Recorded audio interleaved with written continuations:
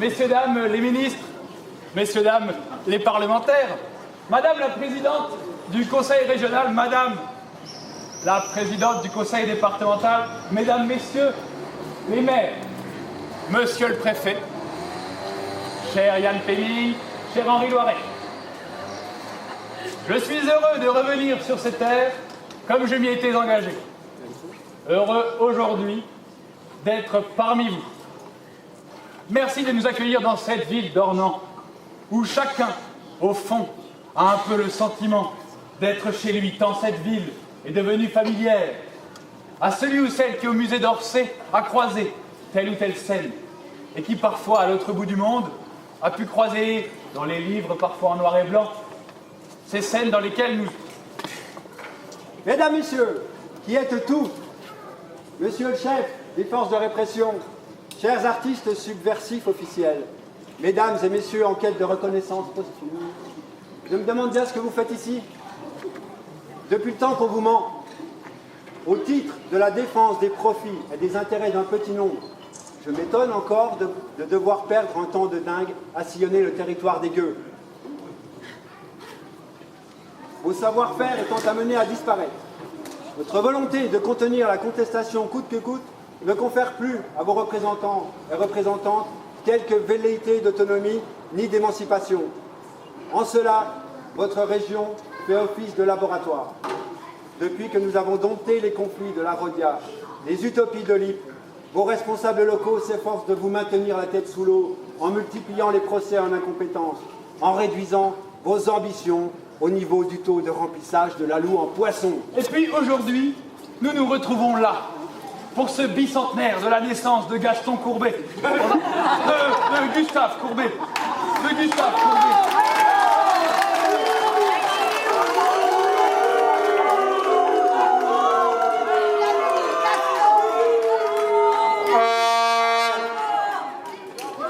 Dans un musée rénové, agrandi et ayant acquis, pour l'occasion, de nouvelles toiles et en particulier ce chêne de Flagey. Et avec cette exposition que vous avez pensée, voulue, je vous en remercie, à nouveau j'y reviendrai, de dialogue à travers les temps entre deux artistes uniques, en augmentant le budget de la culture de 30%, en vous engageant personnellement pour l'acquisition de cette toile que j'évoquais à l'instant, comme pour la rénovation de l'atelier, vous avez permis que ce jour ne soit pas simplement une célébration, mais bien une renaissance, et je vous en remercie. Mais je ne veux pas ici voir de hasard. Je pense que les terres ont une vérité. Gaston Courbet disait, il avait bien raison, non mais, je tombe là, je vais connaître par cœur, j'ai voulu faire à ma tête et ça m'a point coûté bonheur. J'ai trop aimé vouloir l'équilibre comme du temps que j'étais écolier. J'ai pas pu tenir en équilibre dans une autre place, dans un atelier, dans un boulot, ben qu'on y foute, pas grand chose toute la journée. J'ai enfin, j'ai la mauvaise route, j'ai enfilé la mauvaise route. Moi, je suis un gars qui a mal tourné. Mais je m'égare. C'est une poésie de Gaston Coutet, enfin. Ce n'est pas digne. C'est anarchiste, saltimbanque, que l'on mette au fer celles et ceux qui m'ont permis une telle confusion. À moi, garde! À moi, garde! Mais cet art d'être libre qui accompagne Courbet pour ce bicentenaire, c'est aussi cet esprit qui porte tout le territoire du Doubs. C'est le fait qu'il n'y a pas de hasard si Proudhon, Fourier ou Hugo sont nés ou ont foulé ces terres.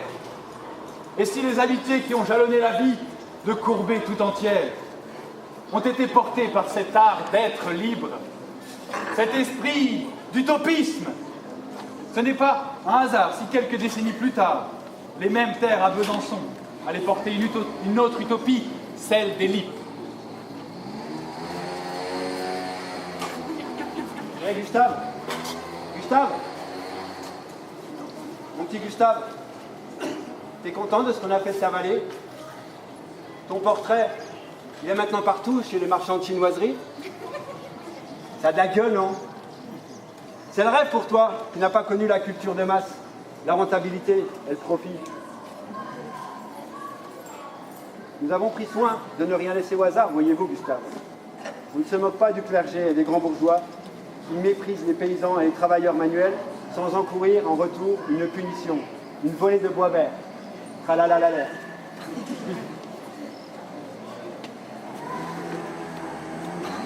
Courbet a vécu toutes les gloires. Il a été célébré. Il a été célébré, c'est vrai. Il a été célébré, puis boudé. Pris dans les tourments de ce siècle et épousant ses idées par fidélité et tempérament, il a en tout cas bâti ici un monument essentiel de la peinture du XIXe siècle. Il a réussi en effet, en se replongeant dans ces paysages, dans les méandres de la Loue, à réinventer, sortant du romantisme, une forme de réalisme, ce qu'on appelle véritablement le réalisme du XIXe siècle. Votre cher Vallée de la Loue est élu au palmarès des déchus de l'humanité.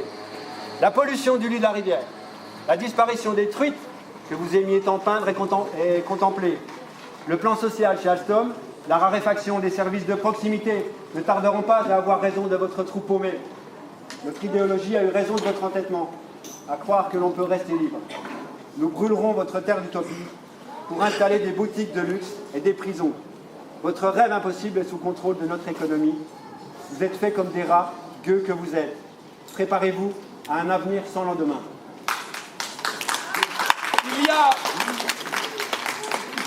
Il y a dans cette force l'audace, ce rêve d'impossibilité de courber cette volonté de mettre le quotidien dans le format avec la solennité de ce qui était réservé à l'art noble, aux scènes mythologiques ou à l'art divin. Et la transgression est là, qui constitue à faire dans le cadre monumental avec le style et la composition de ce qui était interdit, la modernité. Et bien d'y plonger ce qui était autour de lui. Et cette liberté donnée, cette capacité à reconstruire le cadre, à solenniser en quelque sorte ce qui était le quotidien, c'est là le véritable geste réaliste. Il y a toujours cette volonté en quelque sorte de transgresser. Chers prolétaires, Courbet a eu raison de fuir la vallée de la Loue, et je vous invite à faire de même. Mais à la lie des gilets jaunes, prenez-en de la graine. Bruno Le Maire prépare la vente et l'expropriation de cette vallée au profit d'un consortium électrique à capitaux martiens qui a pour ambition la réalisation d'un barrage hydraulique ternaire. Je vous invite donc dès à présent à vous habituer aux éoliennes, aux autoroutes et aux parkings payants à l'entrée des plages. La culture, ce n'est pas ce dont on s'occupe le jour d'après. Et vous l'avez très bien compris ici. Et vous le savez. C'est ce par quoi tout commence. Ce par quoi on donne du sens à un paysage qui est le sien. Ce par quoi on donne du sens à sa vie. Ce par quoi on sort des turpitudes du quotidien pour accéder à ce qui nous dépasse. C'est ce qui fait que même confronté au pire, on ne se résout pas. Une vache n'est plus une vache avec Courbet. Et le bedeau du village devient aussi important qu'un personnage de Raphaël. Et je le dis à nos jeunes qui sont ici. La culture, c'est cette part. La culture, c'est cette part d'absolu et d'exigence qui offre tous les espoirs et à laquelle il ne faut rien céder. Alors merci à cet art d'être libre. Et merci, 200 ans après, à toutes celles et ceux qui continuent de la rendre possible. Une vache